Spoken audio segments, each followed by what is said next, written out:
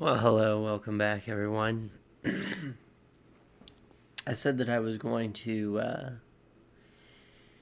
do a video on this. This is interesting. Okay, so this is in light of all this cultural Marxism. I found some other things about this. Okay.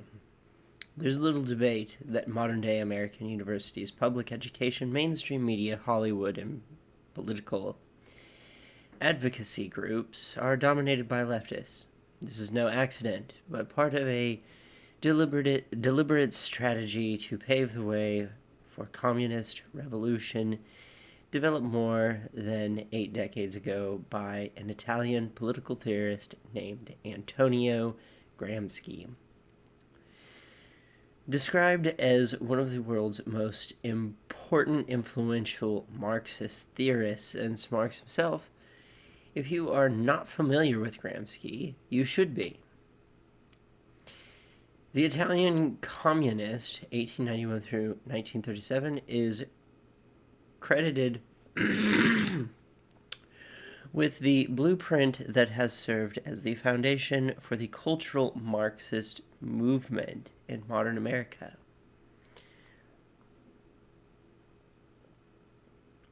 Gramsci wrote in the 1930s, of a war of position for socialists and communists to subvert Western culture from the inside.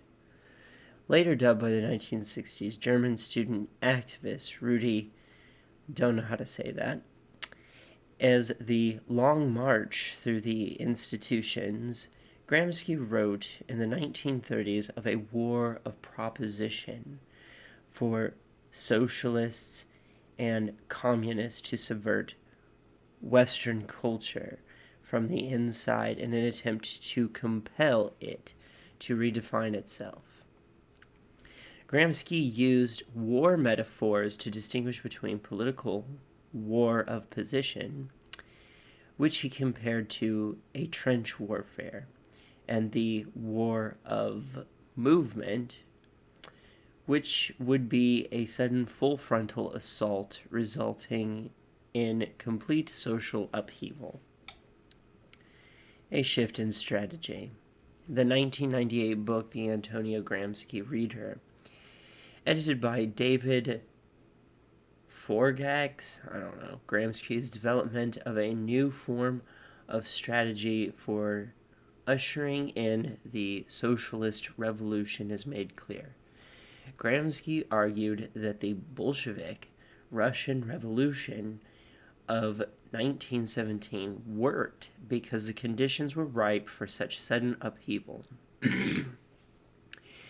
He described the Russian Revolution as an example of a war of movement due to its sudden and complete overthrow of the existing governing structure of the society. Gramsci reasoned that in Russia in 1917, the state was everything civil society was primordial and gelatinous. Weird way to describe a society. Primordial and gelatinous. Okay. As such, a direct attack on the current rulers could be effective because there existed no other significant structure or institutions of political influence that needed to be overcome. In Western societies, by contrast, Gramsci observed that the state is only an outer ditch behind which lies a robust and sturdy civil society. Gramsci believed that the conditions in Russia in 1917 that made revolution possible would not materialize in more advanced capitalist countries in the West. The strategy must be different and must include a mass democratic movement and ideological struggle. Basically, at this point, the right is creating the ideological struggle for the left by being bigoted, homophobic, and misogynistic, I guess Christo-fascist. So you are perpetuating the problem. His advocacy of a war position instead of a war movement was not a rebuke of revolution itself, just a differing tactic, a tactic that required the infiltration of influential organizations that make up civil society. Gramsci likened these organizations to the trenches in which the war of position would need to be fought. Massive structures of modern democracies, both as state organizations and as complexes of associations in civil society, constitute for the art of politics, as it were the trenches and the permanent fortifications of the front in the war of position. They render merely partial the element of maneuver, which before used the whole of war, etc. Gramsci argued that a frontal attack on established institutions like governments in Western societies may face significant resistance and thus need greater preparation, with the main groundwork being the development of a collective will among the people, a collective will among the people, and a takeover of leadership among civil society and a key political positions. War of positions versus war of movement. It is important to bear in mind that Gramsci's ultimate goal is still socialism and overthrow the capitalist order. His contribution was to outline a different strategy for this to occur, as described by, I don't know how to pronounce that, war of movement is a frontal assault on the state, whereas war of position is conducted mainly on the terrain of civil society. Gramsci likened political warfare to military warfare, with his war of movement akin to the frontal assault of a rapid military attack upon the opening of a breach in the enemy's defense to attain a rapid and defensive victory. In contrast, Gramsci likened war of position to trench warfare, settling in for a long-term struggle with strategic, smaller victories to gain more territory bit by bit. The war of position is also characterized by an abundance of supplies to replenish the troops and a great mass of men under arms. Gramsci believed that the support for a capitalistic economic structure would shield the current ruling class from any organized opposition. You should pay attention to that. Gramsci believed that the support for a capitalistic economic structure would shield the current ruling class from any organized opposition. Gramsci argued that a war of position is necessary for advanced capitalist societies, where civil society has become a very complex structure that is resistant to incursions such as economic depressions that would otherwise weaken the current power structure in terms of ideological support. In other words, civil society provided a support system for the current political structure, and those in power who could help it withstand otherwise negative shocks like economic recessions. Gramsci believed that in advanced capitalistic Western societies, the prevailing ideological support system for the capitalistic economic structure and bourgeoisie values would shield the current ruling class from any organized opposition. As a result, he believed it essential to study in depth which elements of civil society correspond to the defensive systems and a war of position.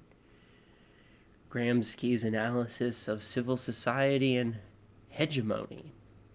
Gramsci defined a civil society as the assembled of organisms commonly called private. More directly, he describes civil society as that sphere of social activities and institutions not directly part of the government.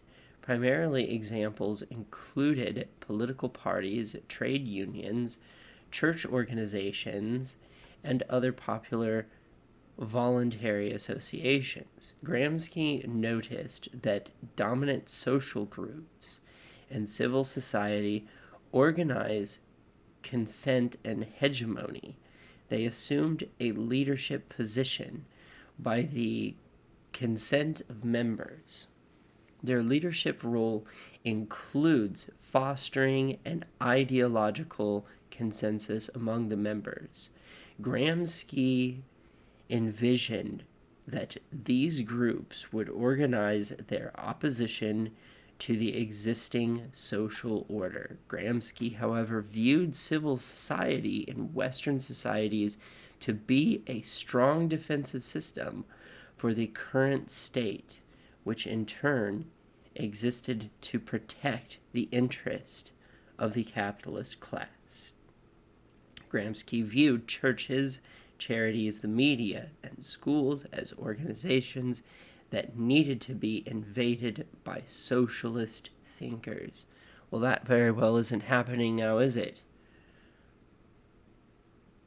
Or is it? I mean, you do realize fascism and communism are but a hair length away.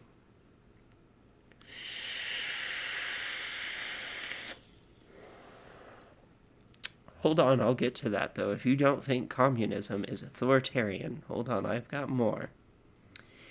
In the West, there was a proper relation between the state and civil society.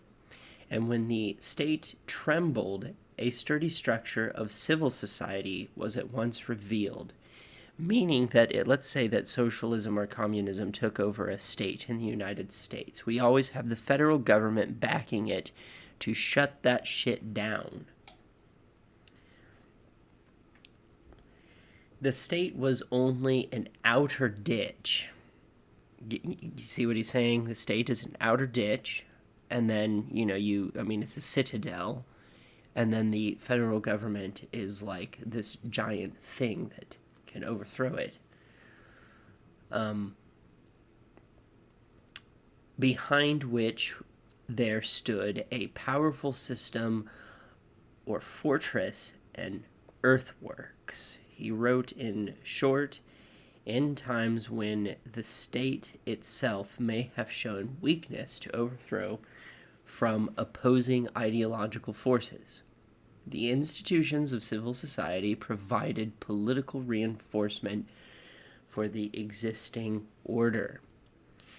In his view, a new collective will is required to advance this war of position for the revolution. To him, it is vital to evaluate what can stand in the way of this will, i.e., certain influential social programs. Social programs will stand in the way of cultural Marxism. The institutions of civil society provided political reinforcement for the existing order. Like we have a Democratic Party for liberals, even though Democrats are not liberal. In his view, a new collective will... Oh, wait, I think I already read that, didn't I? No. A new collective will is required to advance the war of position for the revolution. To him, it is vital to evaluate what can stand in the way.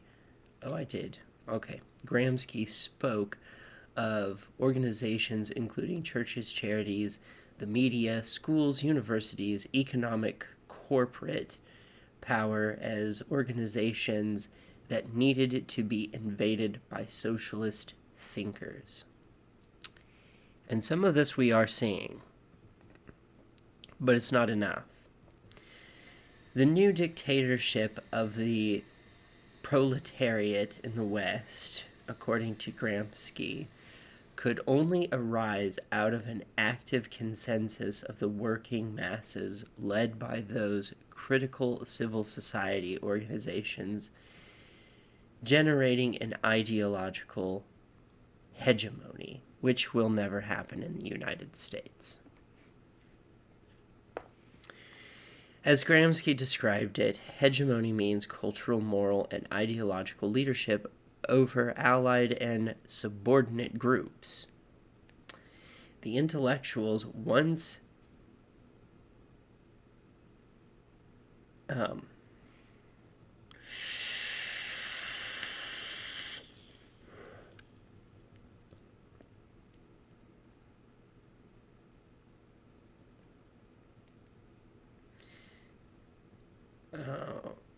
where are we leading with this? As Gramsci described it, the hegemony means cultural, moral, ideological leadership over allied. Okay, yeah. Should attain leadership roles over these groups.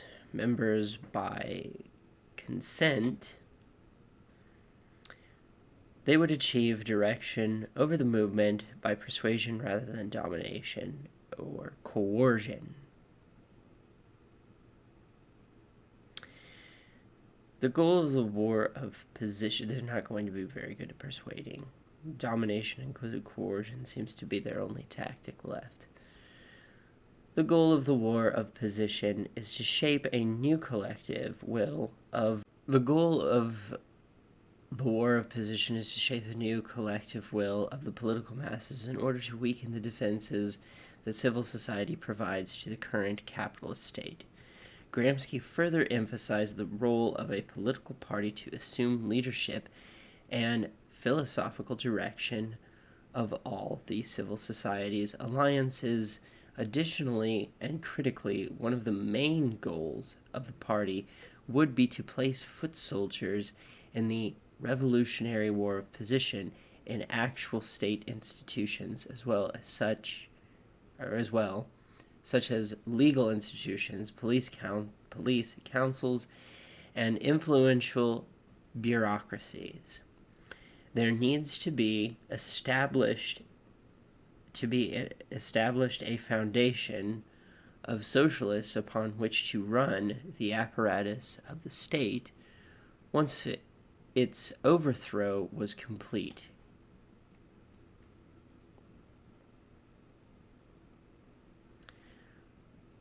As Gramsci described it, a war of position involves a passive revolution of sorts, transitioning from the dominant bourgeoisie order to one of socialism without any violent social upheaval.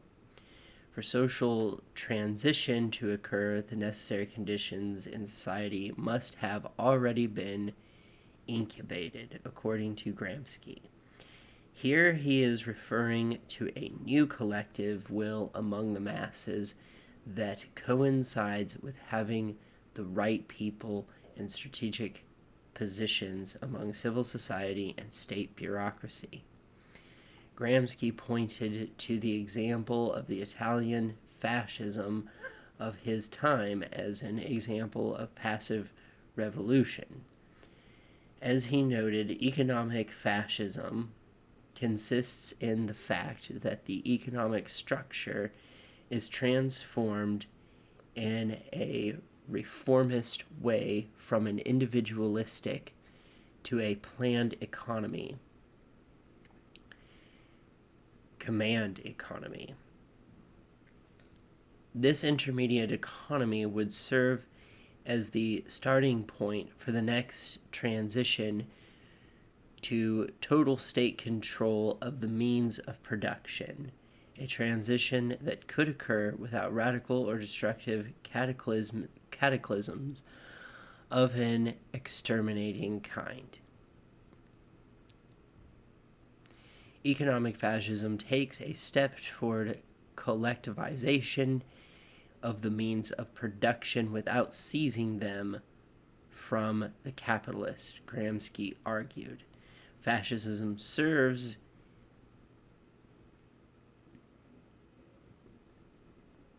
to accentuate the plan of production element. I don't know what he means by that, but it sounds like he's just saying fascism is basically mixing socialism and communism. They're still overthrowing the means of, they're like taking over the means of production, but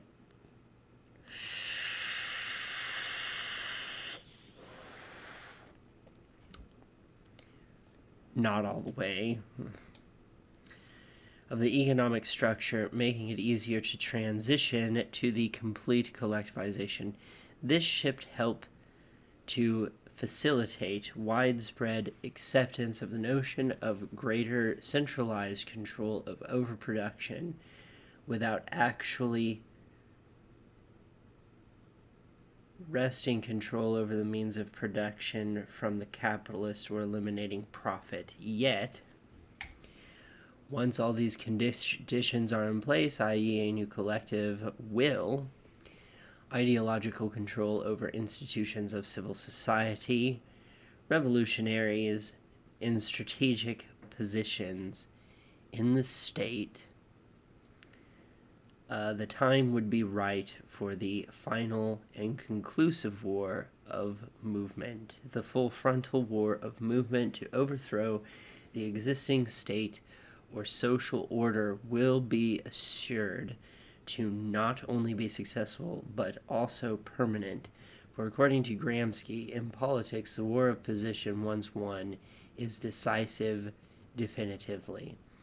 The left's long march through the institutions is a deliberate attempt to create conditions right for the final overthrow of our private property society. Their success would spell disaster. And I agree, it would be disastrous. So, I hope this is starting to paint a picture of the difference between liberalism and non-liberalism. Communism is not liberalism. Like Gramsci in his outline of cultural Marxism is not talking about overthrowing society via gay rights or granting rights, liberties, and freedoms to people. In fact, it's the opposite. It's taking them away. And I have proof of that. But Gramsci, when he wrote out the idea of cultural Marxism, it was to try to create upheaval within the government to create socialism and communism, not rights, liberties, and freedoms. Rights, liberties, and freedoms are what's coming from the liberals. The negation of rights, liberties, and freedoms is coming from the socialist communist people. It's not the same as liberal. Liberal means to be free.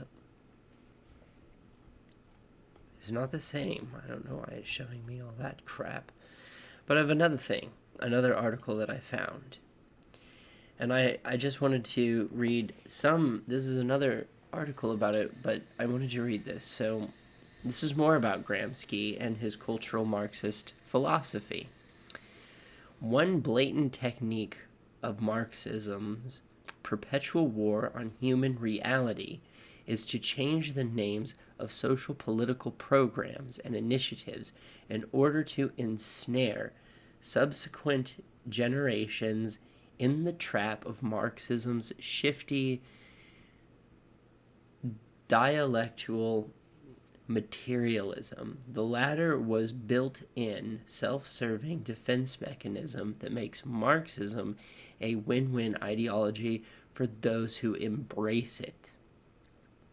This is why Marxism involves a program of negation, whereby theorists negate the work of previous Marxists as being incomplete, though it is important to understand that these superficial squabbles among Marxists remain in the family, as it were. According to Marxism and its many derivatives, spontaneity in human beings is the great enemy of statism. Instead, only theories that lay out a planned existence by Marxist intellectuals are consistent with man's future emancipation, like small children who must be closely guarded and watched for their own good. Mankind cannot be allowed to waste its otherwise valuable energy on trivial endeavors like reflection on the nature of God and contemplation on the self. Well, how authoritarian is that? They're saying, through cultural Marxism, what they wish to establish is that you don't have the right to think for yourself and think what is best for yourself, that the government decides that for you. They're going to, just like they have done in China, they are going to tell you the most idealistic society and force you, by just literal force you into that. That's crazy. Any liberal would not stand for this. Anyone that is a true liberal is to liberate, to make free. This is extremely authoritarian. No, we are not children. We are grown adults, and I am not going to allow the government to tell me what to do. Nor am I going to let conservative Christians and fascists and alt-right people tell me what to do. That there's nothing about that, either of those, that are liberal. All right, and then the last thing was this, or not last, but one of the other things was this cultural hegemony and atheism. Antonio Gramsci is a seminal intellectual figure. Okay, where does he talk about this?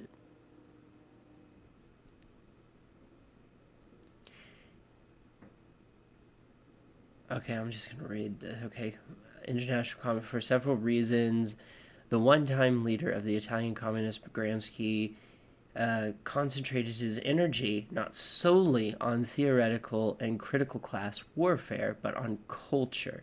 Gramsci was a tactical intellectual who presented Marxist theory with a broad and new venue to exploit its social political ideology of power. Communism, Gramsci fervently argued, must target what he called cultural hegemony. Gramsci's philosophical influences include Marxist thinkers. One of these is Benedetto, and I don't know how to say his last name, something in Italian. Gramsci's influence on Western atheism is particularly poignant, given that he embraced Marx's fanatical idea that the role of philosophy should be to change the world, not understand it. And I disagree right off the bat. The point of atheism and philosophy is to understand the world, not to change it. It's to understand it. This is what, in Marxist circles, is called philosophy of action. Action is what the world needs. Marxists contend not philosophical reflection. How naive and arrogant does this contention appear when considered from a cosmic viewpoint? For this reason, it is important to recognize that when Marxists attempt to philosophize on activity that by definition is anathema to Marxist ideology, they can only do so in a destructive and negative fashion. This is because Marxists view philosophical reflection as a bourgeois activity.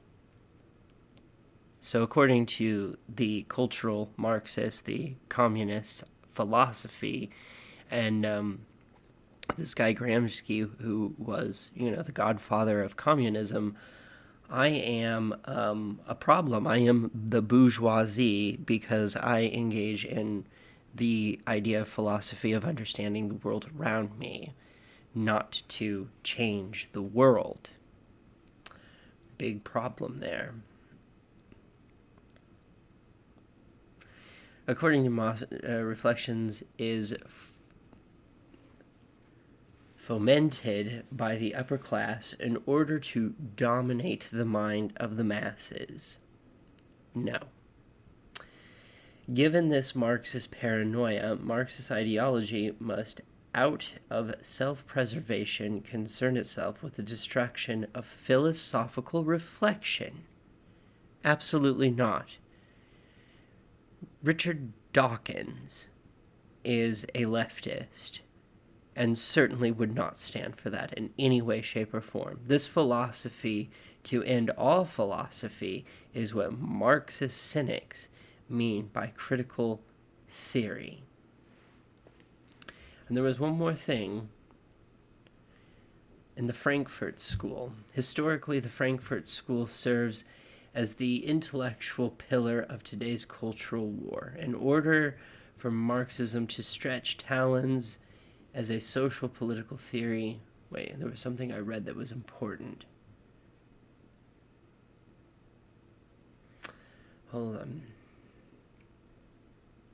I'll start from the beginning. The creation of the Frankfurt School is a significant turning point in Marxism's attempt to destabilize Western culture in the 20th century. The purported critical component of the Frankfurt School's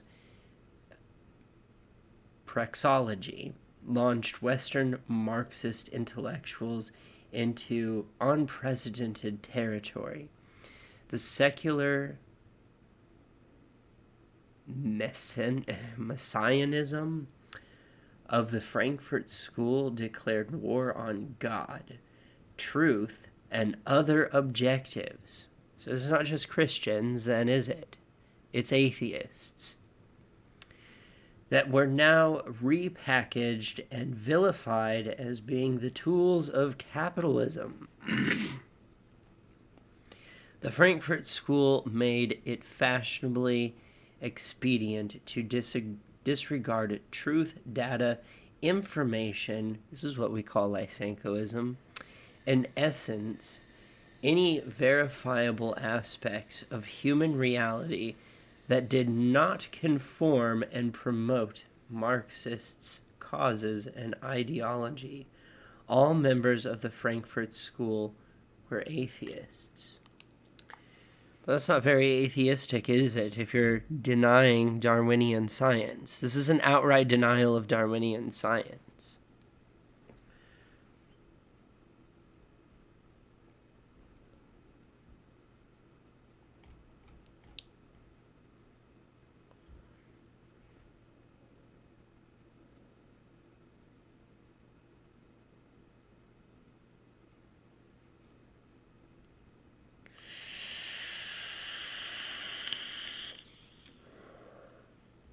This is very, very authoritative, a very, very authoritarian stuff.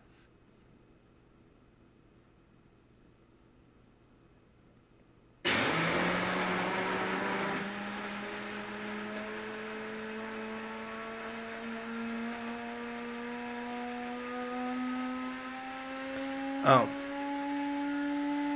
That's just the coffee maker. Relax.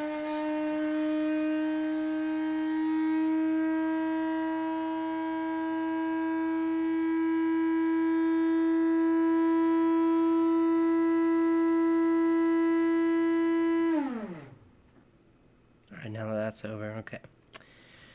Oh, so to go on with this cultural hegemony and atheism, for this reason it is important to recognize that when Marxists attempt to philosophize an activity that by definition is...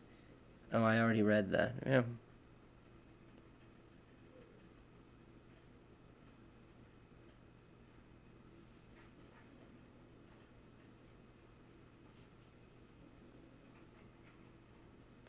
Reflection on the nature of God is generated through existential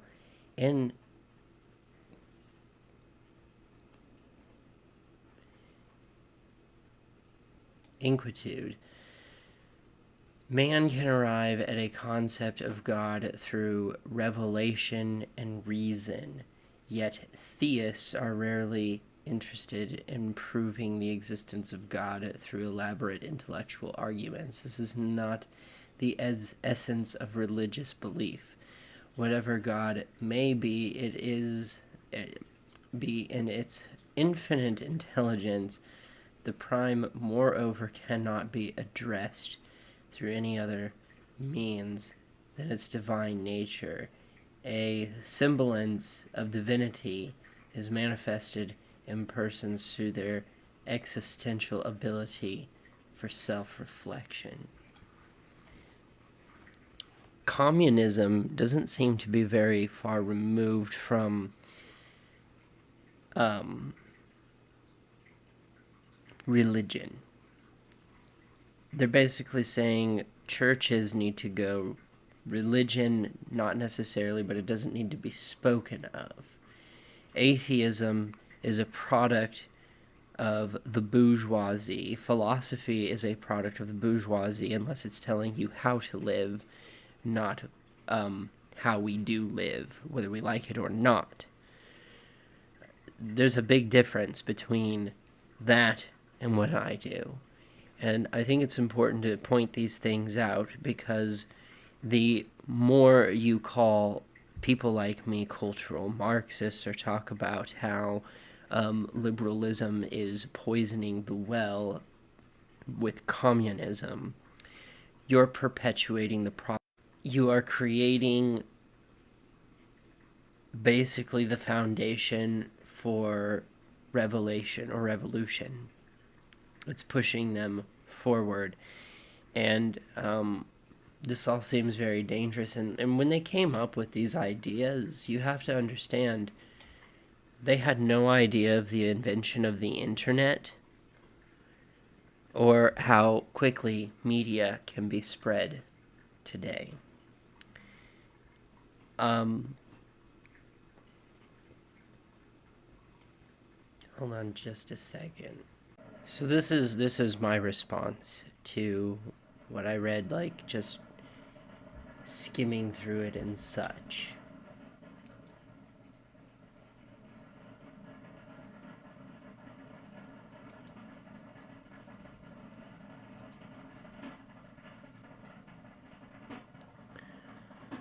I said, so I read it, and it is interesting, but it seems like even Gramsci himself had doubts that would ever take footing in Western civilized. There was a lot of emphasis on civilized society and capitalistic society. He especially doubts the U.S. would ever succumb to it due to the backing infrastructure that is known as our federal government.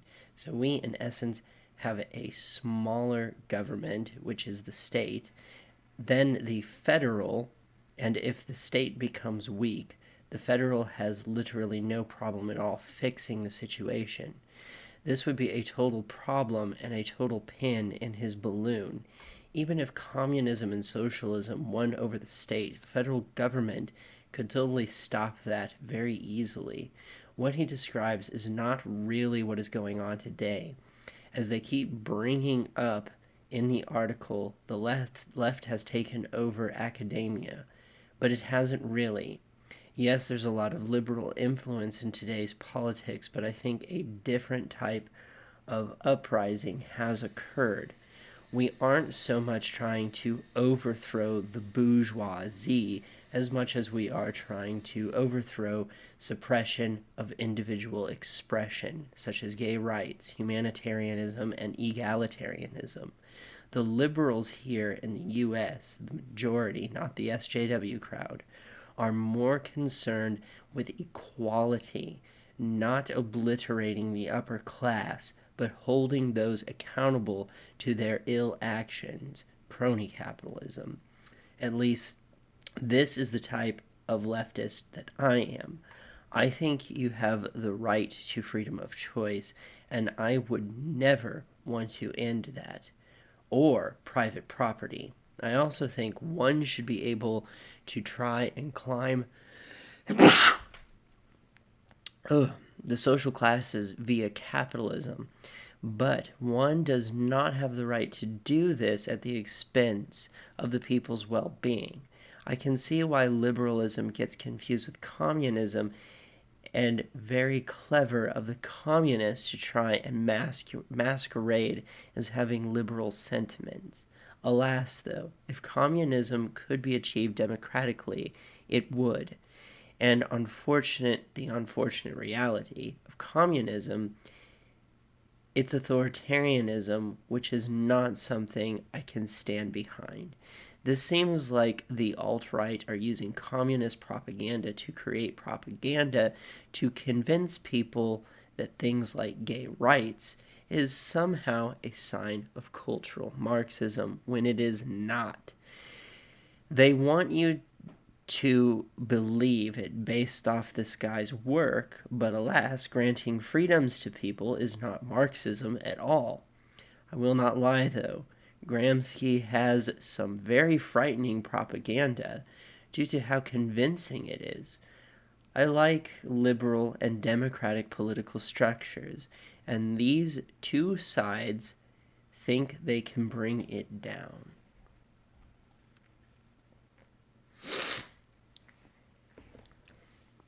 So, that is what cultural Marxism is.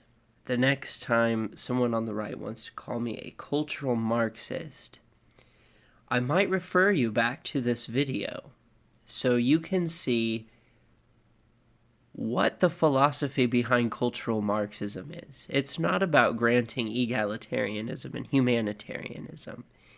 It's about saying this is the parameter of which society can work in, and no one can go outside of it, and if you do, you will be silenced. That's not me. That sounds more like what people are telling me to do.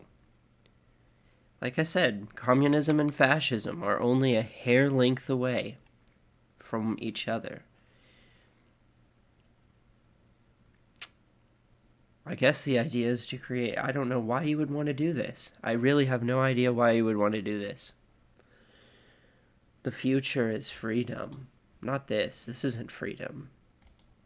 I will leave the articles in the links below. Like, share, subscribe, comment, hit the bell button on any channel you're subscribed to. And with that, I'm out.